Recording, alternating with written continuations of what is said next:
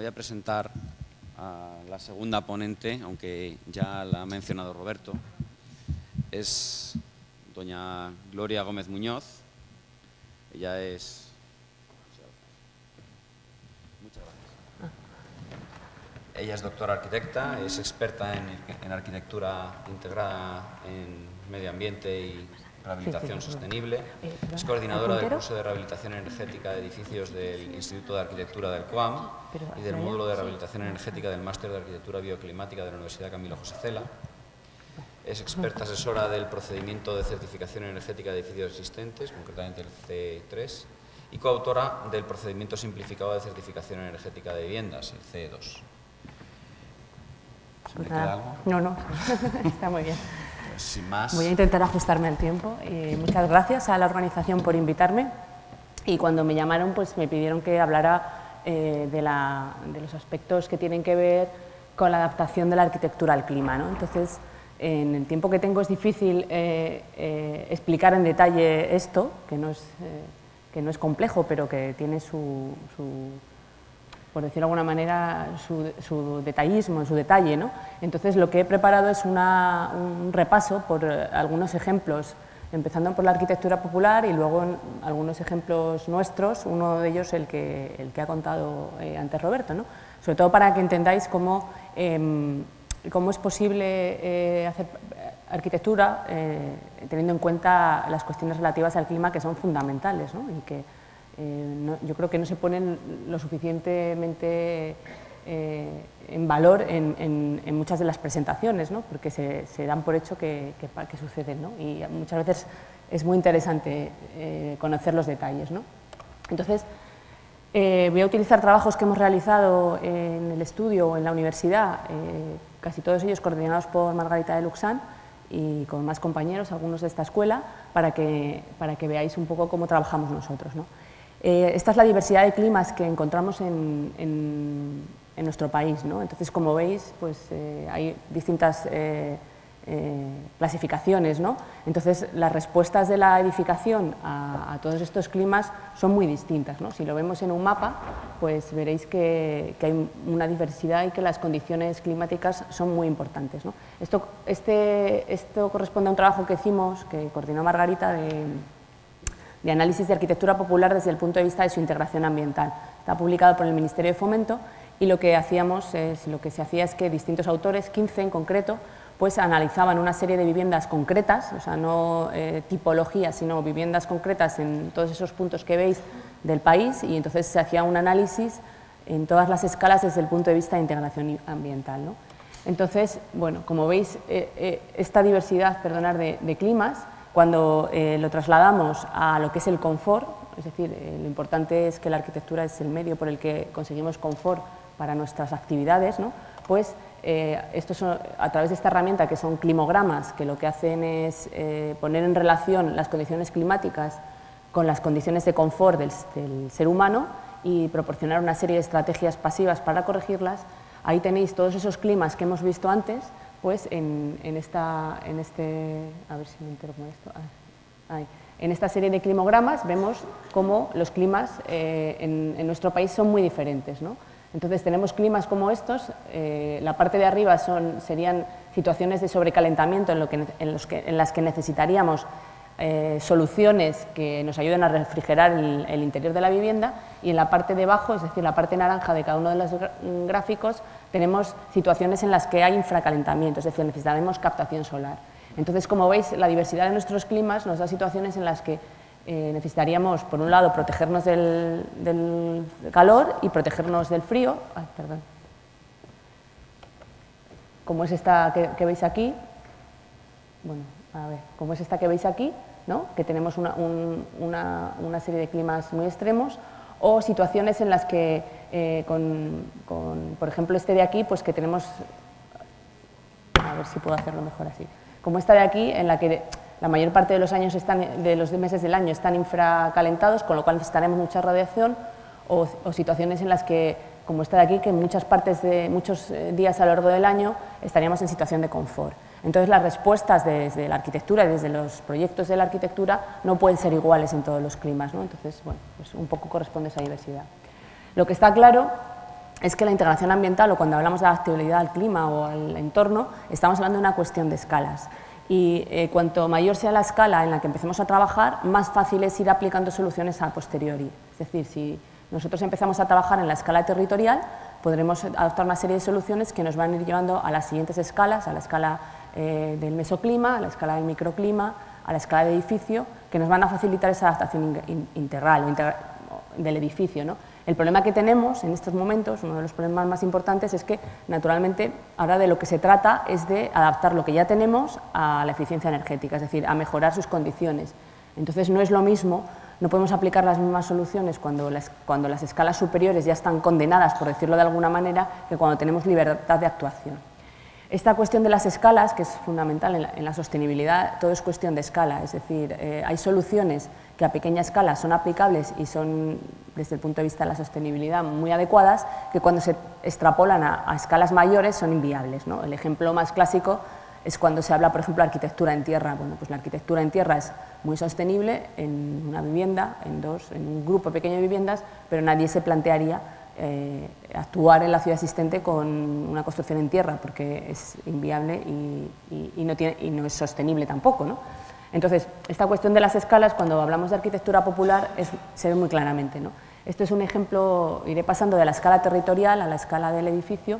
Por ejemplo, en este caso, bueno, pues esto es una casa en Huesca, en el Pirineo aragonés, y que se encuentra en esta parte, y entonces la casa está situada justo en el punto en el que hay mayor soleamiento durante los meses fríos, porque es donde tiene que estar la casa, donde tiene que ubicarse, ¿no? Es una zona también en la que se producen, este es el río Gállego y esto es un valle, y nuestra casa está en este montículo y además está en la zona más expuesta a vientos, porque ahí se producían algunos trabajos de alentamiento del grano, del trigo para sacar el grano, etcétera, ¿no? Entonces, en este territorio es lógico que se sitúe ahí la vivienda, ¿no? Por ejemplo, otra casa que está en Alicante, que se encuentra situada, bueno, pues con el estudio de las pendientes y el estudio geológico, pues descubrimos que hay unas decisiones tomadas en función de esa situación a escala territorial, ¿no? O el caso de Patones, que también pues, es un pueblo de la Comunidad de Madrid, que al estudiar las condiciones de soleamiento de este valle, pues resulta que se encuentra, esto que veis aquí son las sombras que producen los montes de alrededor sobre el territorio, y el pueblo se ubica justo en el sitio en el que los meses más fríos tiene soleamiento, ¿no? Entonces, bueno, cuando uno hace un análisis territorial de este tipo de arquitecturas, pues se encuentra que están adaptadas, ¿no? Están adaptadas porque las circunstancias en las que se hicieron permitieron su diseño de esta manera, ¿no? Pero según nos vamos acercando al entorno próximo al edificio, pues vamos encontrando pues, situaciones como esta, que es unas casas enterradas en Morata, pues en las que el escalonamiento pues, va permitiendo que la zona expuesta a sur de la parte de entrada de la casa les va dando sol, o sea, permite que entre el sol en los meses que lo necesita. Esto sería el mismo caso en Bubión, Granada, o escalonamientos que permiten la ventilación en los meses cálidos, como el caso de Patones, o en climas húmedos en los que también es necesaria ventilación y evitar las corrientes subterráneas de agua, como en Coruña, ¿no? Bueno, si a alguien le interesa, todos estos casos están en el libro explicados, lo que pasa es que no puedo, hay mucho detalle en el que no puedo entrar ahora, ¿no? También esa relación con el entorno pues, es en el propio funcionamiento de las viviendas o de estas construcciones a lo largo del año, ¿no? Como la vivienda pues, va situando sus usos en función de las necesidades que tiene de calefacción o refrigeración.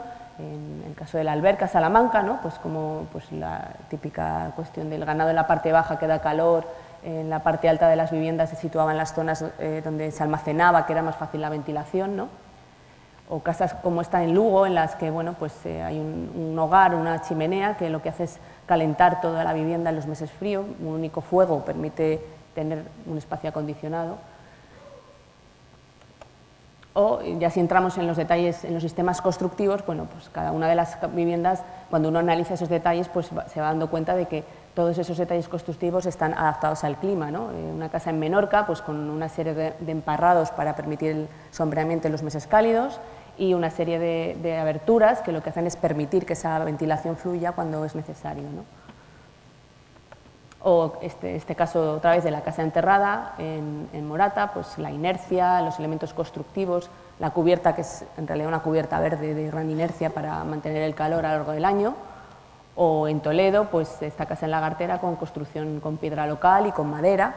Es decir, hay en este tipo de arquitecturas lo que vemos es una integración, una adaptación a las condiciones geográficas, físicas y ambientales en casi todas las escalas. Y es interesante aprender de ellas, sobre todo para saber cómo podemos trabajar nosotros ahora en lo que nos toca, ¿no? O sea, con esto no quiero decir que tengamos que volver a esto, porque evidentemente las condiciones de confort de estas viviendas no tienen nada que ver con lo que nosotros ahora exigimos a una vivienda, ¿no? Entonces, bueno, en cualquier caso es interesante. Y pues esa diversidad de climas y de situaciones da lugar a diversidad de elementos constructivos, ¿no? Entonces, bueno, aquí tenéis un catálogo solamente de ventanas de lo que uno puede encontrar en distintos climas, ¿no? Desde pues, estas casi desérticas en Cabo de Gata de una vivienda en la que muy pocas aberturas para evitar la entrada del sol y que es lo que más nos puede dañar en este clima, pues a viviendas como en Coruña, con grandes superficies de vidrio en la cara exterior del muro para evitar filtraciones de agua, o sistemas de sombreamiento de varias capas. O sea, como veréis, la arquitectura sostenible, la arquitectura integrada en su medio ambiente no tiene un estilo, no hay un estilo, no hay, es una aplicación de una lógica a todas las escalas del proceso que puede dar resultado a cosas muy diversas en función de, pues de la creatividad o del gusto o de la capacidad del que diseña, ¿no? Sistemas constructivos, pues como veis, de todo tipo, ¿no? Pues entramados, sistemas de piedras, cerámicas en zonas de... ¿Cómo adaptamos esto un poco al contexto urbano, ¿no? Bueno, nosotros hemos realizado algunos trabajos sobre cómo mejorar el comportamiento energético de viviendas, sobre todo en el centro de Madrid. Entonces, lo primero que vemos cuando hablamos de contextos urbanos es que el clima puede verse afectado o se ve bastante afectado por situaciones como islas de calor. Aquí tenéis, este es el climograma para Madrid, en el que, bueno, pues, dependiendo un poco de la estación meteorológica en la que estemos cogiendo los datos climáticos, aunque la diferencia de estrategias, estas serían estrategias para verano, estas para el invierno, no cambian, sin embargo, la variación de las mismas, es decir, el tiempo en el que hay que aplicar las estrategias a lo largo del año es distinto, ¿no? En zonas como Retiro, que veis aquí, bueno, pues tienes menos oscilaciones térmicas, es una especie de microclima dentro de la isla de Madrid, y sin embargo hay zonas que en función de su posición respecto a la isla térmica pues pueden cambiar, ¿no? Este sería el climograma de Givoni, que lo que hace es esa misma relación de confort y temperaturas y clima las acaba traduciendo a estrategias en la construcción, ¿no? Pero bueno, la propia arquitectura del entorno urbano pues también ha encontrado estrategias para adaptarse a esa situación. En el caso de Madrid, perdonad que vuelva para atrás, a partir de esta línea, de este momento, serían necesarios sombreamientos, ¿no? Para evitar el sobrecalentamiento en el interior de las viviendas. Y en el caso de Madrid, pues existen en edificios tradicionales, edificios del siglo XIX, del siglo XX, numerosas estrategias para evitar el calentamiento, es decir, para sombrear las ventanas en verano y permitir que reciban radiación en invierno, ¿no?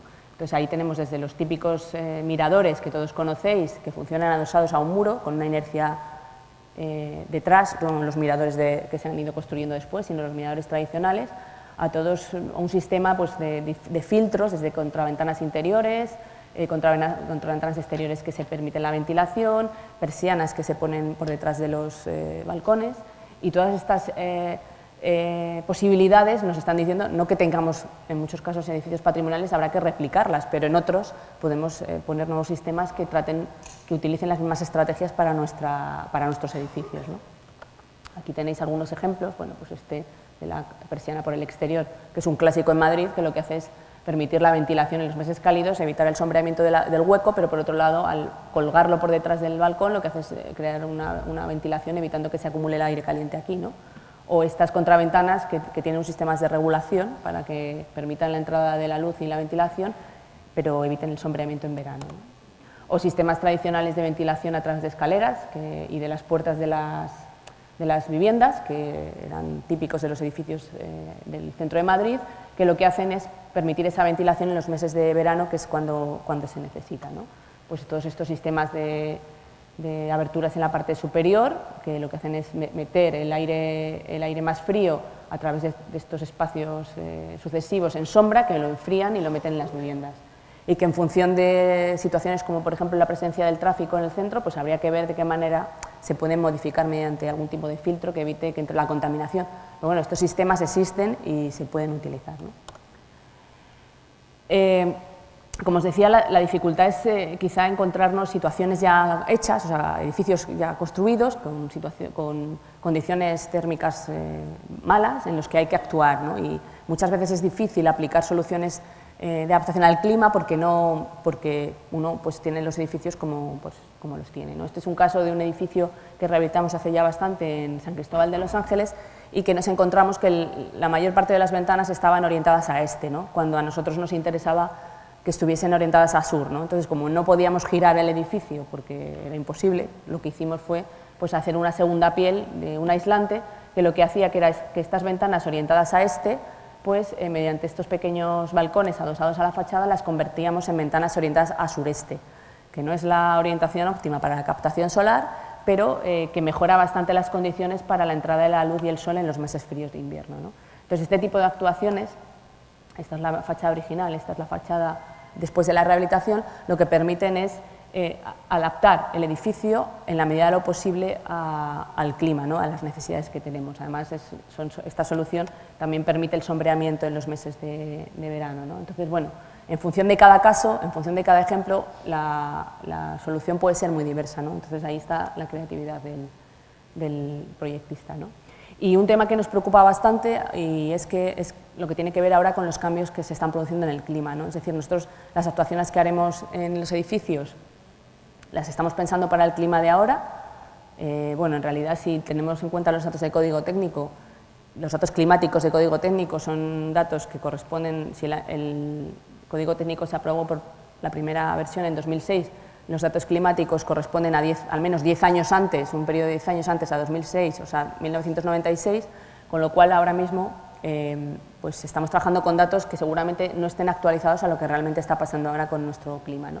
Aquí tenéis las previsiones de la Agencia Estatal de Meteorología sobre el calentamiento global afectando a la zona de Aragón, que es el siguiente ejemplo que voy a contar, que es el ejemplo del proyecto LIFE que ha comentado Roberto. Y como veis, pues para las previsiones de primavera, verano, otoño e invierno, en todos los escenarios, porque se plantean escenarios más conservadores, escenarios menos conservadores, suponen un aumento de temperaturas en los meses cálidos y también en los meses fríos, ¿no? Entonces, debemos pensar cómo vamos a actuar sobre esos edificios que dentro de 10 años, 15 años, lo que es previsible es que tengan situaciones de mayor sobrecalentamiento, ¿no? Entonces, para el estudio de este caso concreto de Zaragoza, bueno, pues hicimos el análisis climático que hacemos.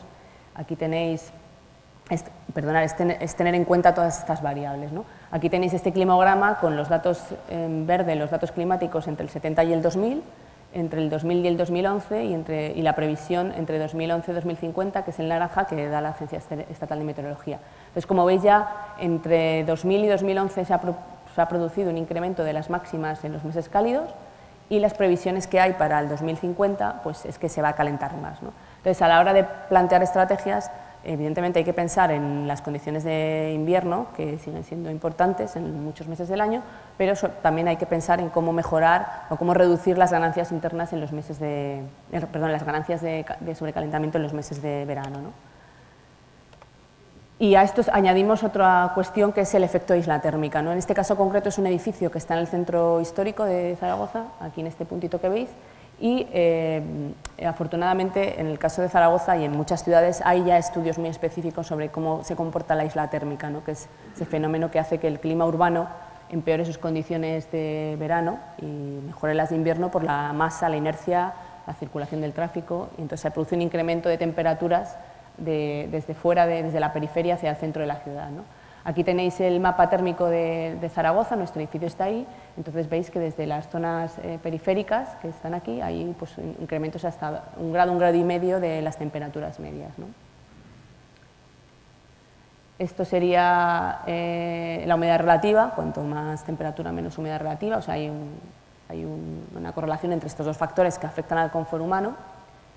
Y este es en el caso de Zaragoza es muy importante el viento, cómo se comporta el viento para mover eso, porque el cierzo, que es ese viento que atraviesa el Valle del Ebro desde el Cantábrico al Mediterráneo, hace que mueva la isla térmica, es decir, en situaciones de invierno, que es este caso, cuando el viento viene del noroeste, la isla térmica se traslada hacia abajo, es decir, el calor se va hacia la parte de abajo, y en las situaciones de verano, que es al revés, cuando el viento viene de sureste, se traslada hacia acá. Es decir, en nuestro caso, nuestro edificio, además de las condiciones climáticas ya conocidas, de las previsiones de cambio climático, se suma la cuestión de la isla térmica, que afecta negativamente al comportamiento del edificio porque empeora sus condiciones de verano, ¿no?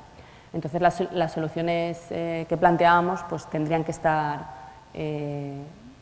pensadas desde este punto de vista, ¿no? ¿Y esto cómo se concreta? Bueno, pues este es el edificio sobre el que vamos a actuar, entonces lo que hicimos, después de toda esta información, lo más exhaustiva que uno tiene, es estudiar el comportamiento del edificio respecto al sol, ¿no? Respecto al calentamiento. Y bueno, aquí tenéis el comportamiento de este edificio, que tiene un patio interior, nuestra fachada sur en los meses de invierno, que nos da muchas posibilidades de captación, y respecto al verano, que evidentemente tanto el patio, que está siempre en sol, como esta fachada sur, pues es una fachada muy castigada por el sol en los meses de verano, que, como decimos, van a ser cada vez más meses a lo largo del año, ¿no? Por lo que hemos visto. Entonces, la solución que se plantea, bueno, evidentemente el edificio hay que aislarlo porque mejora su comportamiento en invierno, reduce puentes térmicos y mejora la situación de confort en el interior, y eso es lo que se hizo. Pero lo que planteamos es este sistema de lamas, que ha comentado brevemente antes Roberto, y que lo que consiste, está diseñado de tal manera, por la disposición de las lamas, que permite 4 horas de radiación en los meses de invierno, en las horas centrales del día, que es cuando mayor radiación se produce, y evita el calentamiento 4 horas centrales de los días más cálidos de verano. Entonces, es un sistema que el usuario no tiene que regular, es fijo, no hace nada, él únicamente abre y cierra su persiana cuando le interese, y es un sistema autorregulable, porque tampoco podemos plantear soluciones muy tecnológicas a usuarios, como este caso, que son usuarios de alquiler social, ¿no? Es gente mayor, entonces todas las soluciones que se planteen tienen que autorregularse, ¿no? Y aquí tenéis el estado original de la fachada y como, bueno, pues este sistema de lamas, esto es un mes de septiembre, en el que todavía se necesita algo, la primera, no sé si es septiembre, octubre, bueno, pues ahí está cómo se instala. Y además de este sistema de lamas, el patio que hemos visto es un patio que ahora mismo no está en uso, pero que tenía muchas posibilidades, no solo para los usuarios de la vivienda, para un lugar de esparcimiento, un lugar de relación de los propios vecinos, ¿no?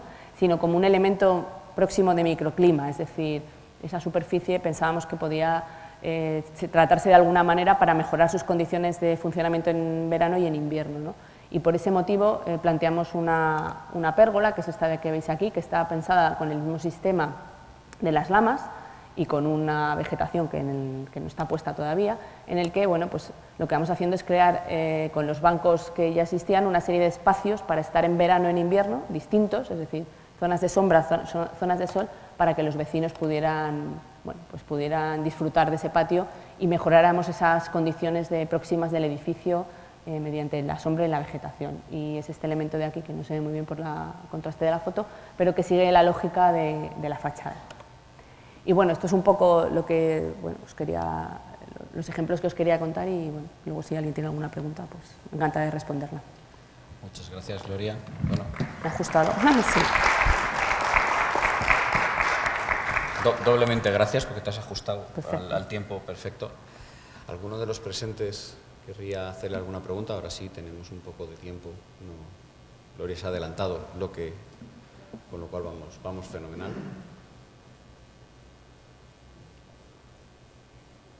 ¿Nadie? Bueno, a mí me ha encantado, te lo digo. Vamos por decir.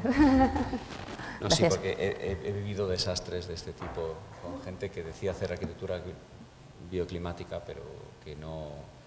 Yo es que creo que para saber de arquitectura bioclimática y para saber de temas de sostenibilidad hay que conocer la arquitectura popular, si no, no llegas a ningún sitio. Y he vivido algunos casos no voy a decir dramáticos, pero sí desastrosos, de personas que ponían edificios más propios del Pirineo en plena Sagra castellana y decían que eran bioclimáticos. Yo te quería preguntar una cosa. Veo que evidentemente con el tema del cambio climático, que a mí personalmente también me preocupa por el cambio de condiciones en la edificación que supone, siempre se suele tener en cuenta las condiciones de calor, porque efectivamente las tendencias, por lo menos en el arco mediterráneo, es a que aumenten unos grados la temperatura y que tengamos un problema de calor. Pero hay otro problema que descubrí cuando hace algún tiempo, hablando con alguien que se dedicaba al tema de las cubiertas, que me decía que también estaba cambiando el tema del agua, el problema bueno, él me lo decía de una manera muy vulgar, porque era un obrero, pero me decía, es que ahora llueve menos, pero llueve con mala leche. Eso decía él, ¿no? ¿Vosotros lo habéis tenido en cuenta?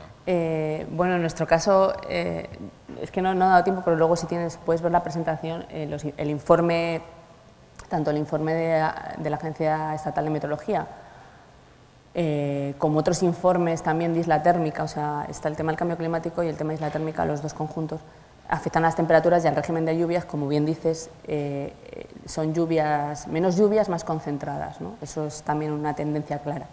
Nosotros, por las soluciones que hemos aplicado, no hemos tenido en cuenta ese tema, que entiendo que, por ejemplo, en la cuestión de cubiertas verdes es fundamental, porque si no garantizas el riego de forma estable a lo largo del tiempo, pues es difícil de mantener, ¿no?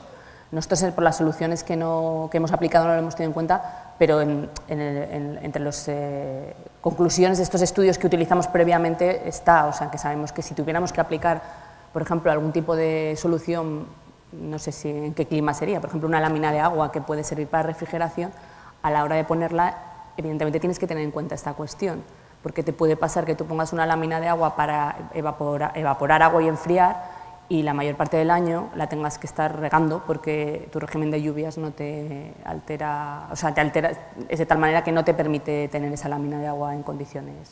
O sea, que no es un tema más a tener en cuenta cuando uno va a usar una solución. Muy bien. No. Pues muchísimas gracias. Si nadie más quiere preguntar, pasamos. ¿Sí? Sí, mira. Espera, que te acercan un micrófono. Bueno, buenos días. Bueno. Todos los estudios al margen o extraordinarios respecto al proyecto lo encarecen mucho. Todos estos estudios previos. En el caso de Zaragoza, de datos climáticos. Bueno, vamos a ver. No es que, o sea, no es que, bueno, encarecen. O sea, es decir, como los hacemos nosotros, los incorporamos al proyecto como parte previa a la redacción del proyecto. El problema al que nos enfrentamos muchas veces es que los datos que podemos obtener, toda la información, por ejemplo, de Zaragoza está en la web, está en el ayuntamiento, pero está dispersa. Entonces, lo que te vas a encontrar, seguramente cuando te pones con esto, es que la información está, pero está en sitios dispersos y la tienes que elaborar para poder tú usarla. Ese es el problema, ¿no? O sea, para mí uno de los problemas, yo siempre lo he dicho, digo, he pensado que un buen trabajo de investigación sería coger todos los datos climáticos que tiene EMET y traducirlos para que lo usen los arquitectos. Que eso nosotros lo hacemos cada vez que hacemos un proyecto en un sitio nuevo, pues eso ya lo tenemos hecho. Por ejemplo, en Madrid ya lo tenemos hecho, en Zaragoza ya lo tenemos hecho, pero si nos encargasen un proyecto en un sitio en el que no tenemos elaborados los datos climáticos, te tienes que ir a EMET, pedir los datos, sacarlos, tal, no sé qué. Entonces, encarece en el sentido de que son horas tuyas de trabajo, que tal y como está ahora el tema de los honorarios, pues la mayor parte pues, es un plus que das, pero que no cobras, o sea, o que se lo puedes cobrar al cliente si se deja, pero vamos, que independientemente de que te lo pague o no, yo lo hago, o sea que si lo haces tú, si lo encargas fuera, pues eso es otra cuestión, ¿no? No sé si te he contestado. Sí, gracias. Pero vamos, muchos datos están en internet, o sea, a EMET, yo creo que ahora cobra, antes no cobraba por bajarte las bases de datos, pero casi todo lo puedes encontrar en internet y en esa labor de búsqueda y elaboración. Muy bien, muchísimas gracias. Gracias a vosotros. No, a vosotros.